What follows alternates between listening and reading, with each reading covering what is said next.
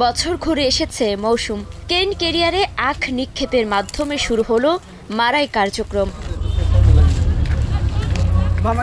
জামালপুরের দেয়ানগঞ্জে জিল বাংলা সুগার মিলসে চাষিরা এনেছেন কষ্টের ফসল।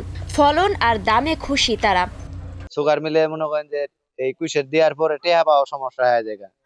এবার যেন আমরা পুঁজি বেতন যেন সহজেই পাই, টেকাও যেন তাড়াতাড়ি পাই। ইদানিং আবাদ বন্যা পরিস্থিতি খারাপ হিসেবে আবার কুষার অনেক চাষি আবাদ করতেছে। আগে 6 মাস হচ্ছে, আশা করি এবছর মেলা দিন চলবে। কুষাটা বেশি পাই, এই জন্য সরকারের সহযোগিতা করতে আছে।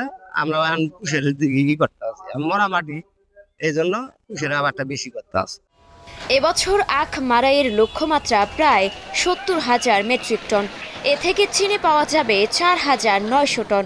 এর মাঝেই বিভিন্ন দাবি নিয়ে আন্দোলনের ডাক দিয়েছেন শ্রমিক নেতারা।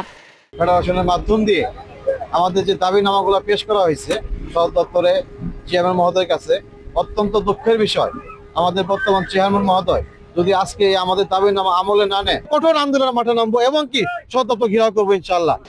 চাষিদের উদ্বুদ্ধ করতে এবার বেড়েছে আখের দাম। প্রতি মনে দেয়া হবে 250 টাকা করে।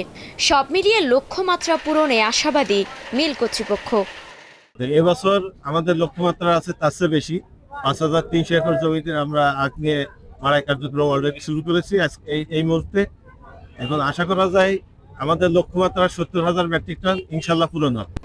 কারখানাটিতে অন্য কোনো পণ্য অন্তর্ভুক্ত করা যায় কিনা তা নিয়ে চিন্তা করছে নিয়ন্ত্রক সংস্থা বাংলাদেশ চিনি ও খাদ্য শিল্প কর্পোরেশন।